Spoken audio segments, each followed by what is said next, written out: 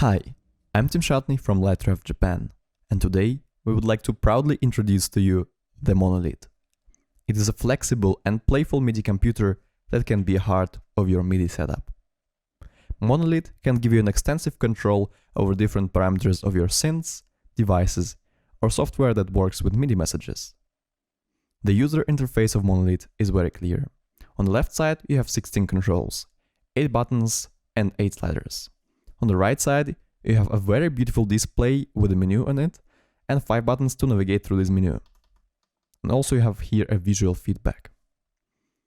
So, when I turned on my Monolit now, I can already directly use it to control my Ableton session.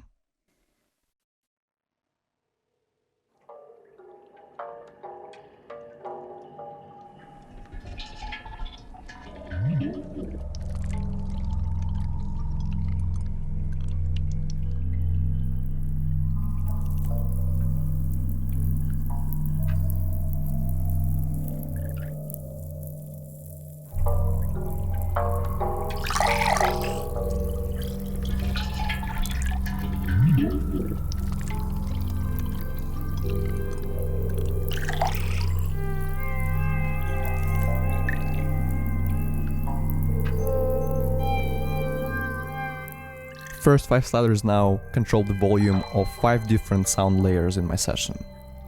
And the next 3 sliders can add some effects to those. So for example, I can add now filtering with additional send on reverb.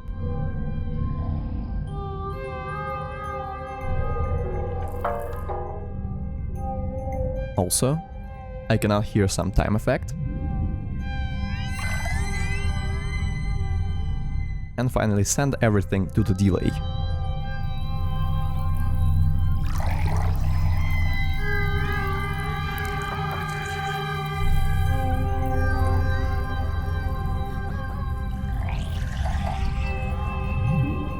Now for the first 4 layers, I can add 2 different effects with help of these 2 buttons.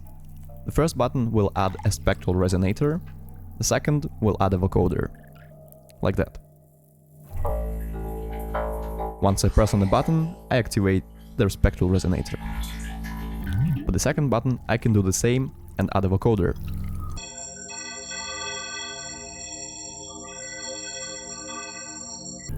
Now the third button can add a rhythmic layer to all that stuff.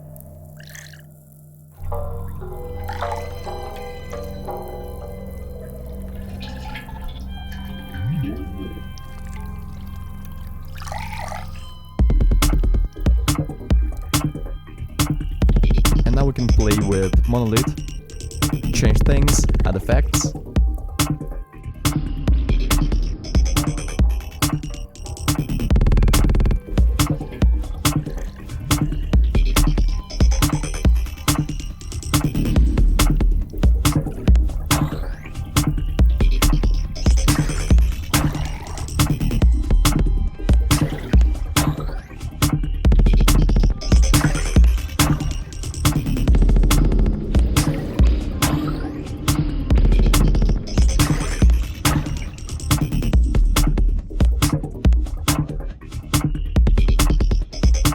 Finally turn it off with the 4th button. So this is how Monolit works in its default state. All 8 buttons and 8 sliders are assigned to the CC mode, which is also known as a control change mode, which means we can continuously change some parameters with the slider. And with the button we can instantly, for example, add effect, because it will jump from minimum to maximum MIDI values, which are 0 and 127.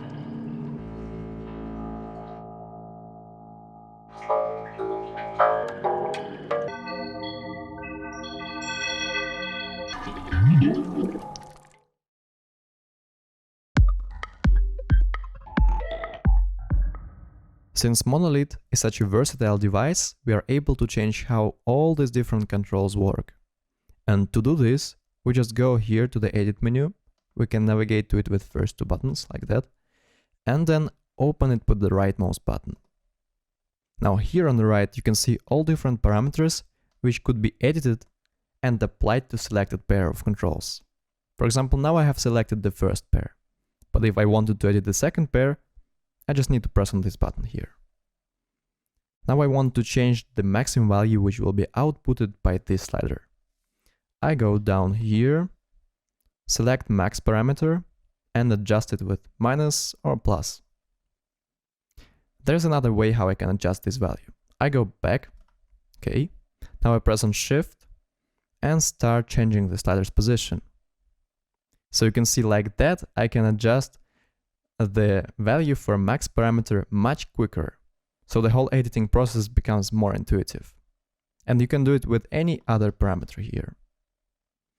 And since we changed now the max value, on this visual feedback thing, we can see that the range has changed. I applied now this slider to the cutoff frequency of a low-pass filter. So now let's hear how it works. I fade in the sound with the first slider, and now I filter it.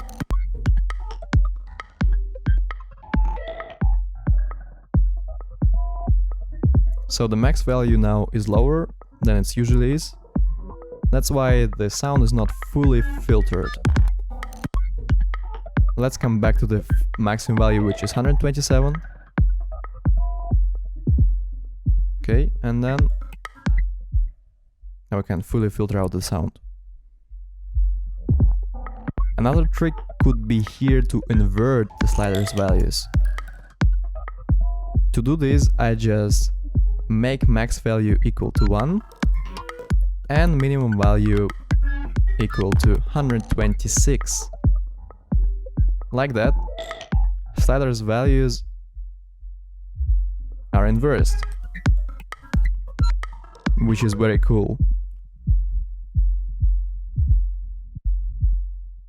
So like this, you can edit any control, you can adjust, customize your Monolit and make it as you want it to be.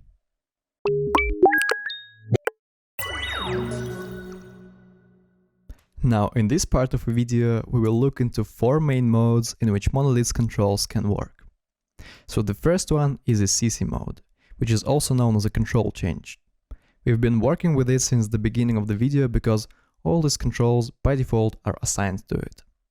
But you can always go to the edit menu and change the mode individually for each of those controls. You just pick the mode parameter, and with plus and minus you can go through 3 other ones, which are notes, LFO and motion mode. But let's stick for now with the CC mode and go through the parameters which it has. First of all, we can see here that in the CC mode, parameters are split in 2 sections. The first section has parameters to adjust the slider's behavior, while the next section has parameters to adjust for a button's behavior. And this is specific only to the CC mode because in 3 other modes, button can't be edited because it is assigned to very specific function. Good. So the first parameter to change for a slider's behavior in the CC mode is channel, and you will have this parameter in many other situations in Monolit. Here you can change the MIDI channel through which the MIDI data is sent. So the next one is CC number. This is the number to which our control is assigned to, and if this number is used by any of other controls, you'll see a little cross before the number. So let's keep the second CC number. The next 2 parameters we already know, we've been using them in the previous section, that's why our values are inverted. So minimum and maximum. And we've been using the second slider to change the cutoff frequency of a filter.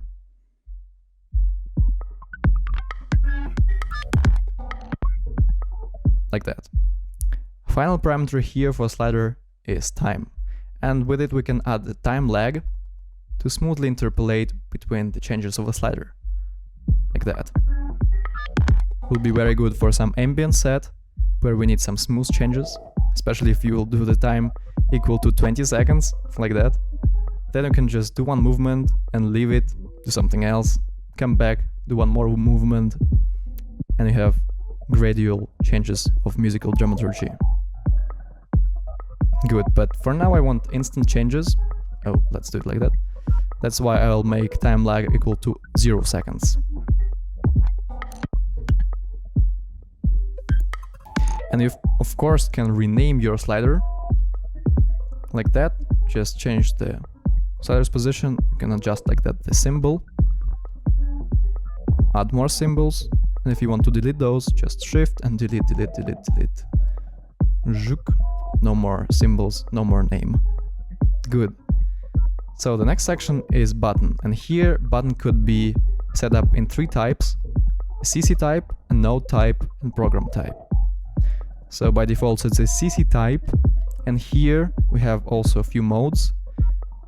It's by default a momentary mode, which means when the button is held, we can activate effect instantly.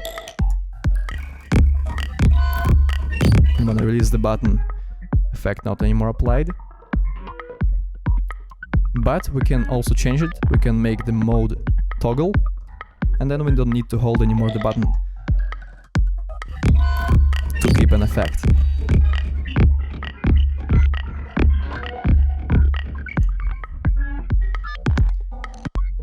The cool thing that in toggle mode we have different numbers of steps, which we will have between the minimum and maximum values. So here we could make, for example, 3 steps, and now we can have a middle value for our effect send. So now no effect send, some effect send, full effect send. And this number of steps you can have up to 10 to make some gradation for your effect send, which is super cool, and I've never seen it before in any other controllers. Full effect. No effect again. This is a toggle mode. You can also invert values here. And let's now change the type of a button to the node. And with this type, I can activate with this button some sound.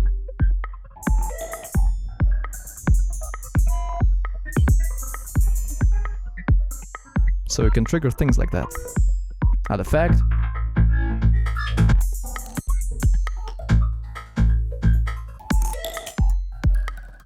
Super nice. Finally, you have here a program type.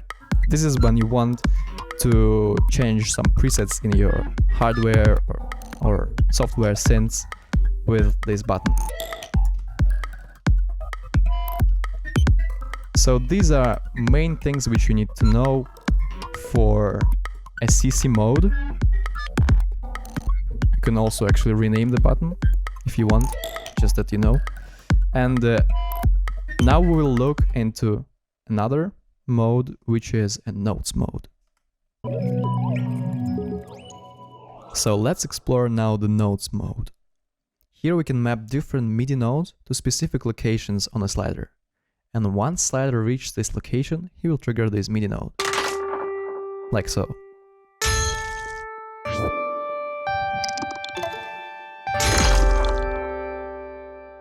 We can change how many notes we have. 6 is the maximum number. We can go down to 4 steps. And the minimum would be 2 steps. Like this we can make minimal music. Add some reverb send.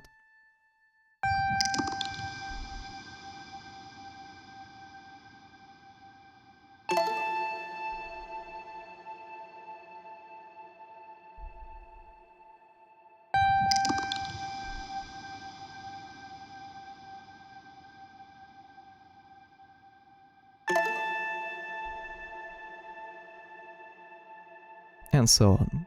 But let's stick with 6 steps and do some notes edit. Instead of A, I want to have on top C5. Now the progression has changed. Also I can change how long the note is held, and I can squeeze together the spacing between the notes, which is a cool feature. It can make everything more tight. Like a harp. Of course we can change the velocity of notes. Maybe make everything softer. And a time parameter, like in a CC mode, we can add some interpolation, some time lag, and fake a sequencer like that.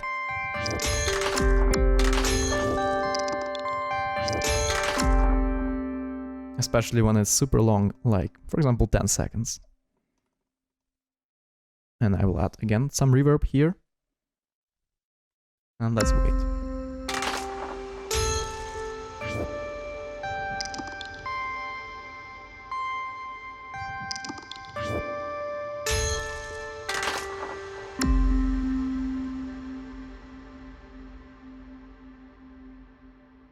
Really beautiful. I would turn off time for now. And now we can add also an offset in semitones for all these notes.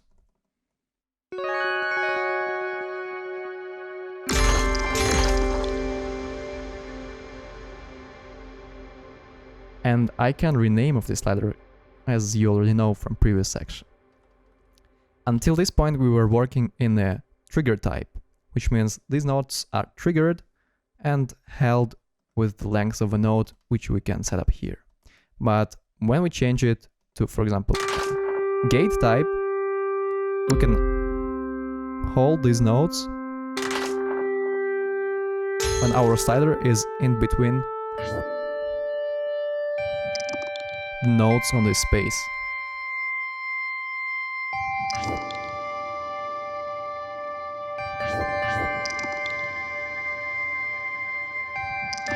Let's add one more sound layer here.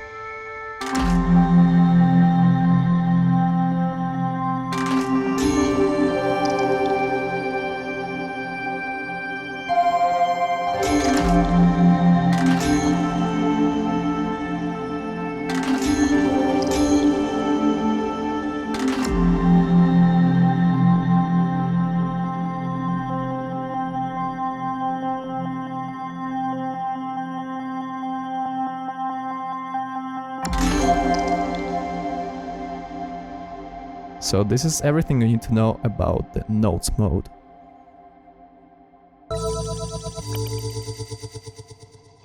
So the third mode is LFO, low frequency oscillator. Originally here, slider works as a continuous controller, like in a CC mode. But once we go down here to state, we can activate the LFO and modulation starts. We can also activate LFO if we go back to the main menu and press on a button. Since it's already activated, we can deactivate with this button and activate it again. So we can also change the rate of LFO a little faster, change the depth of it, make the range bigger,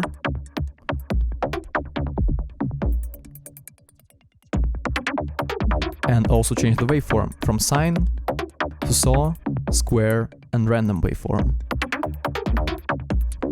I would like to have sine, and also we can change finally the polarity.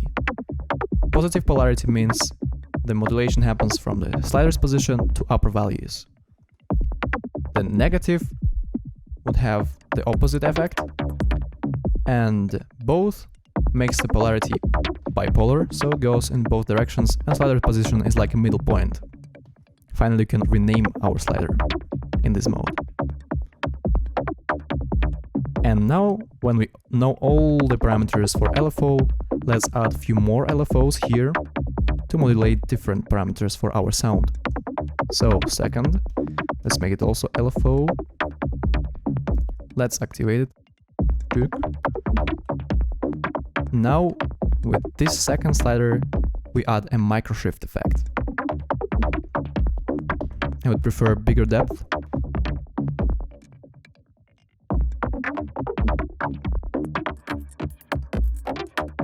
And then the third LFO will be used to add some brutal OTT. Also activate it. Make really high rate, something like 10 Hz. And waveform will be random with a bigger depth as well.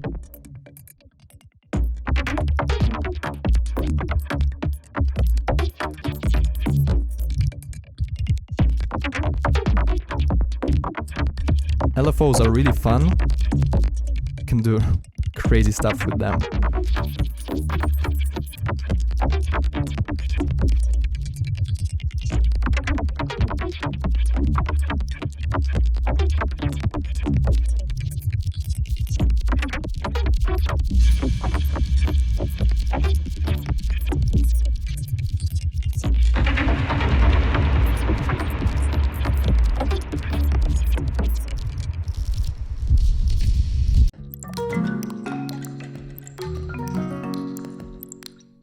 And the final mode is motion mode. With it we can record some gesture, which we made on a slider, and let it run as a loop or as a one shot.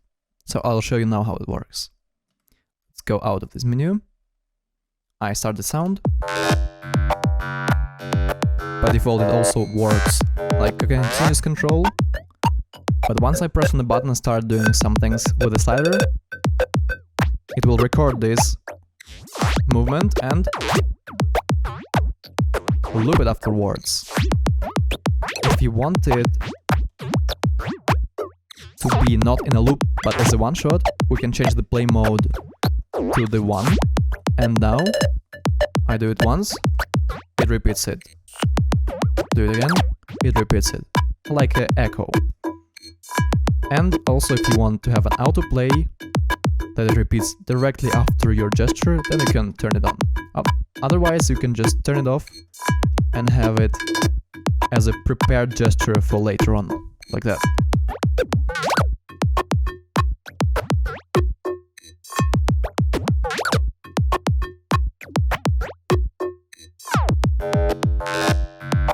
That's it. These are all main parameters of motion mode. Let's add just one more motion to the second controller and do some fun with it.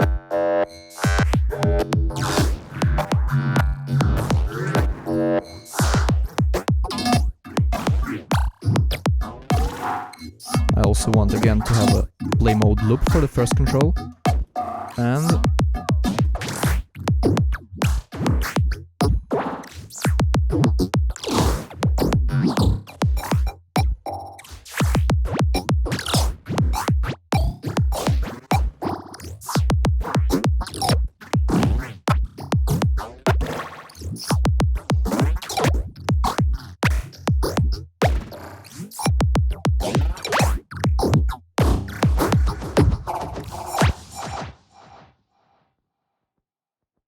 so now you've learned all main modes in which controls can work in Monolit, and we'll move forward to settings of a Monolit. So now it's time to explore the settings menu. Here we can see 4 different options. The first one is clear settings, and it resets the current preset of Monolit to its default state, which means all these 16 controls will be assigned to the CC mode, just like in the beginning of the video. And it's a perfect feature if you want to start with your new idea from scratch on Monolit. By the way, the clear settings feature also doesn't remove anything from Monolit, and all your presets will be kept where they are. But if for some reason you really want to remove everything from Monolit, you go to the system menu and do the format memory. All presets will be deleted. So this is quite important to know, because it's like a factory reset. By the way, in the system menu you can also turn off the startup animation, which makes the boot a little quicker. But I would prefer to have a startup animation since it's quite beautiful, I love it. The third one is MIDI, and here you can set up the clock for MIDI. The source could be internal or external, and if it's an internal clock, then we can change the BPM. And also you can change the USB TRS mode, which is for this TRS connection on the side. And finally, you can switch your Monolit to the update mode. So this will make the Monolit as a hard drive once it's connected to your computer, for example, and then there you can load the new firmware. For now we won't do it. This is it. Working with presets on Monolit is really easy. You can load those and save. In case you want to save the current state of Monolit as a preset, just go to the Save menu and create a new preset. So now with any of the sliders I can adjust the character. I want to name the preset LOL, and I just save it. Done. Now we can access at any time this preset within the load menu. Like that. Load, and it's done. All presets have 8 states, and you can access those in the main menu through the bank button. So A, B, C, D, E, F, G, H, these are all different states of one preset. So for example, on the LOL preset, on the bank A, I have the first slider as LFO. While on the bank B, it is a simple CC controller. In case you want to delete the preset, you just go to the Save menu again, pick the preset, hold Shift and delete. And I'm sure, yes. That's it. That's all you need to know about presets in Monolit. In this chapter of a video, I would like to tell you how to connect Monolit to such an interesting software as Max 9 and TOUCHDESIGNER. I already made a setup here, where first and last sliders are both in a CC mode, and all other ones in between in LFO mode with a positive polarity. Great, so let's put them all back in original position. And now, first I want to establish the connection between Monolit and Max. To do this, I open Max patch and create in it a CTLIN object. As an argument in this object, I need to type in the CC number, which will reference to the controller with the same CC number. We can look up this number in the edit menu. For example, for the first slider, the CC number is 1. So I type here 1, and now from the first outlet I'll get the values according to the slider's position. Perfect. So it works. But there's one more way how we can do it. Here in the patch I create a UI object like slider, and then I go to the toolbox of a patch down here and pick Assign MIDI Map option. Now I click on this slider and enable it for mapping. And you see, once I start to move one of the controls, it is connected to the slider. And these are both ways how you can connect Max with Monolit. You can use both ways in different situations, and they will fit in different occasions depending on the context. So now I used all these 8 sliders to generate a list and send it to the multi-slider object in Max. And as you can see now on the screen, it works like this.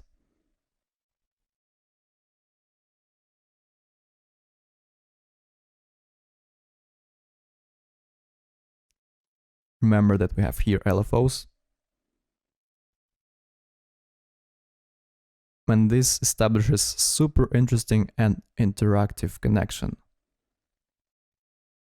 So now I took this structure, which you can see on the video, on the upper part of the video, and made out of this structure a sequencer. So let's now open this patch with such a sequencer. To make this sequencer active, I just press on this button, and this will trigger the start of a sequencer.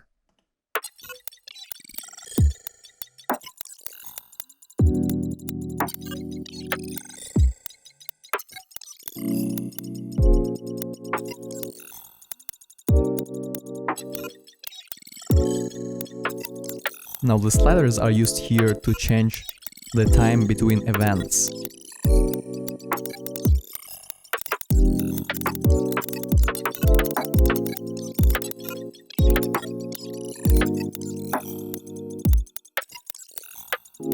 Each slider defines the length of each step. In total sum we have 8 steps, and we can control the length of each of those steps individually. Like this we can create quite nice grooves and nonlinear rhythms. And with this button I can stop the sequence.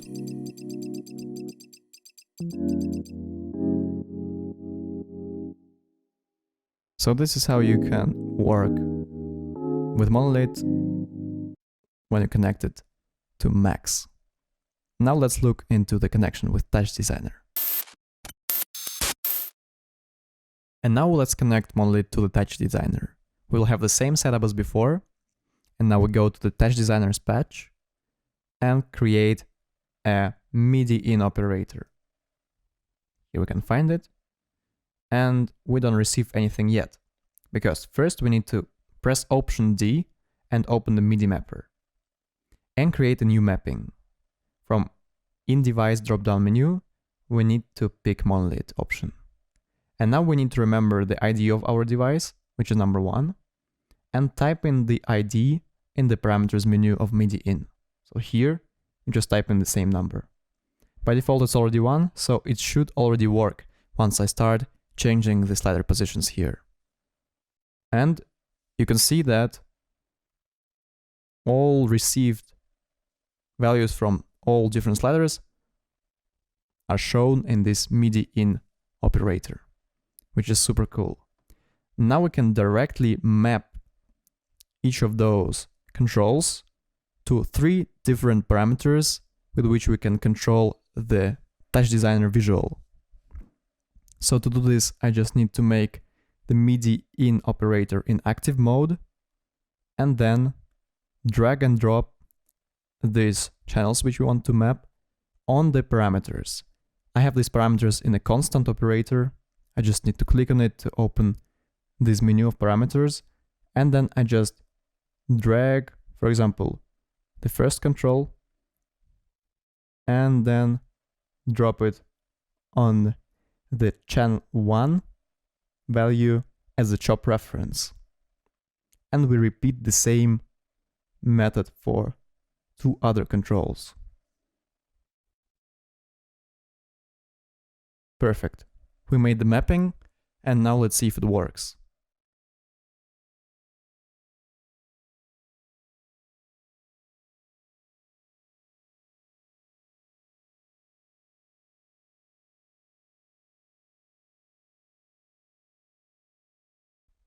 Like that, we can control Monolit. As you remember, these 2 are LFO, so we can automate our visuals like that.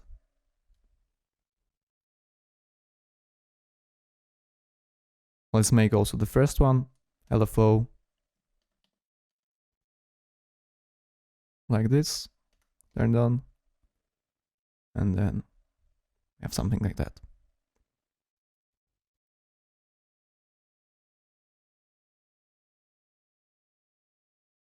So as easy as that, you can connect Monolit to many different types of software. And these were just 2 examples, Max and TOUCHDESIGNER. So finally, it's time to connect Monolit to some external gear like EURORACK MODULAR. I already created here the connection with help of mini jack to MIDI connector. So it might look like this. And this part of a cable I connected to the classic MIDI cable, which is directly connected to the Mutant Brain EURORACK module. So then this module decodes the incoming MIDI data into CV and gate channels, which you can send all over your modular. Here it has 4 CV channels and 12 gate channels, and you can program those with help of system exclusive files and additional web editor to create those.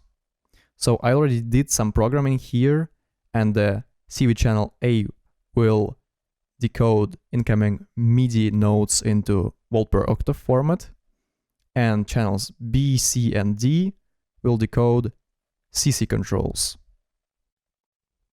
Then all these gates also decode some data, especially the first one.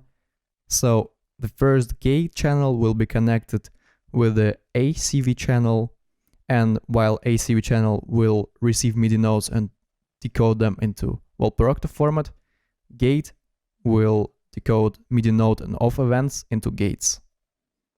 So now I have here on the first slider a notes mode, and if you will look more precisely on a CV channel, you'll see how this LED changes in terms of brightness.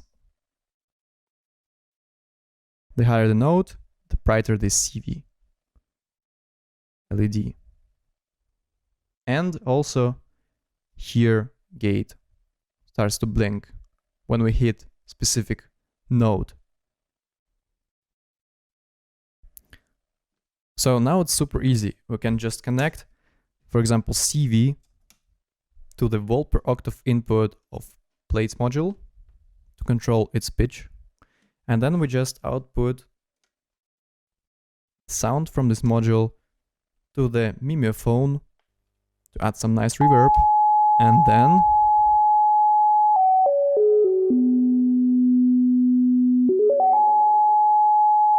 more reverb.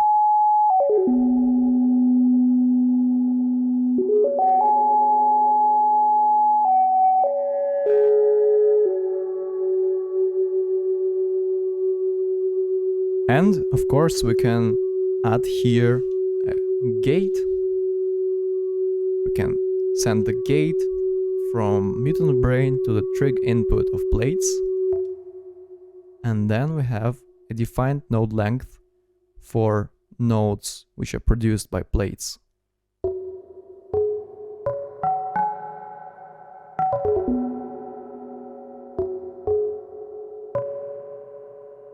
Now you can see that 3 other CV channels will respond to the changes of second, third and fourth sliders on the Monolit.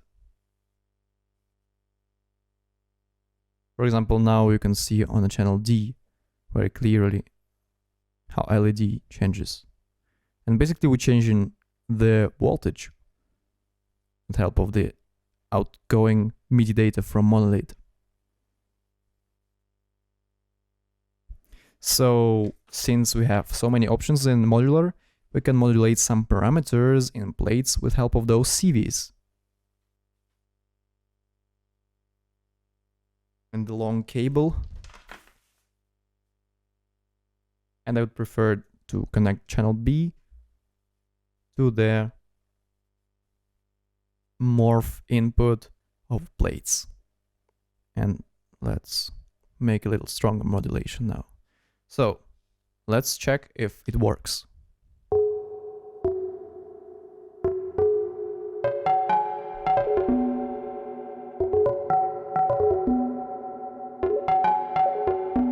And since the second controller is LFO, we can actually modulate with Monolit our modular.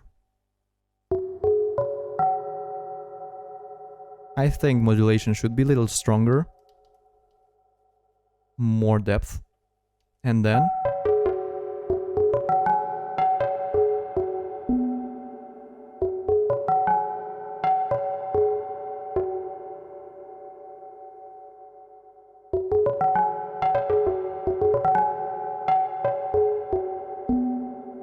let's add the third parameter, third modulation to our oscillator.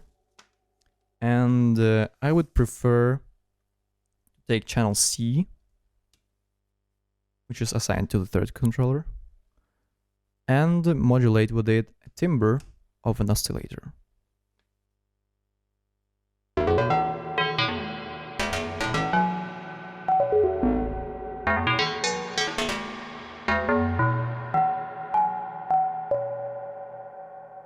Turn on the LFO.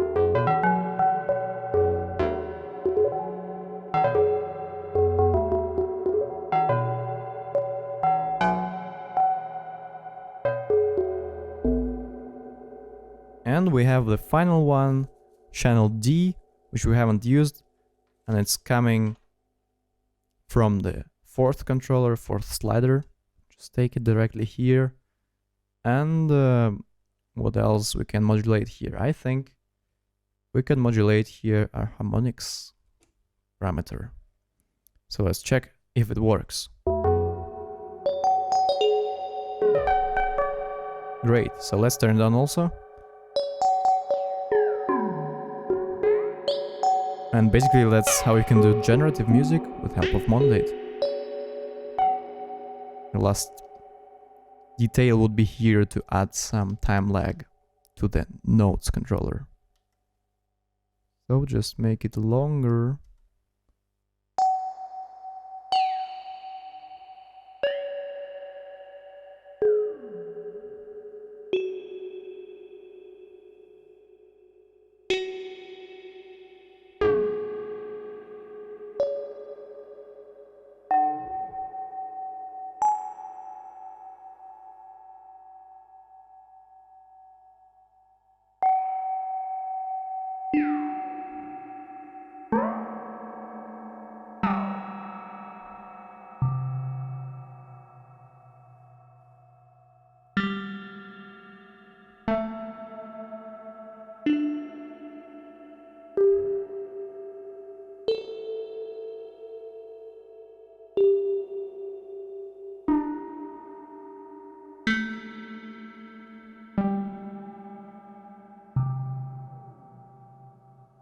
And of course, this is only one way how you can connect those two.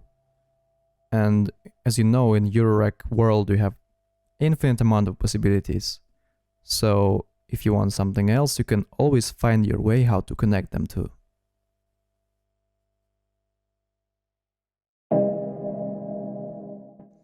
Now let's connect Monolit to another external device, which is Electron model samples. As many other hardware devices, model samples has pre-configured CC numbers for different parameters. So if you want to map your controls to these parameters, they should be set up for the right CC numbers. Moreover, since we have here 6 different sounds, those have different parameters, and these parameters are accessible through specific MIDI channels. So if you want to map the parameters of a first track, then you need to send the MIDI data through the first MIDI channel. If you want to do the same for the second track, you need to send this data through the second MIDI channel, and so on. I've already done something here, and for the fourth sound, I mapped this control for its cutoff frequency. Let's listen to it.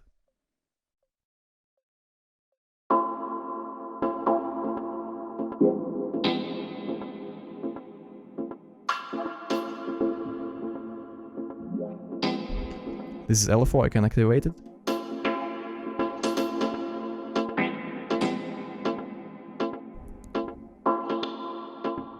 Now I have one more control here with notes mode, which can trigger kicks. And I can send this kick on reverb. Also snare here. And the head.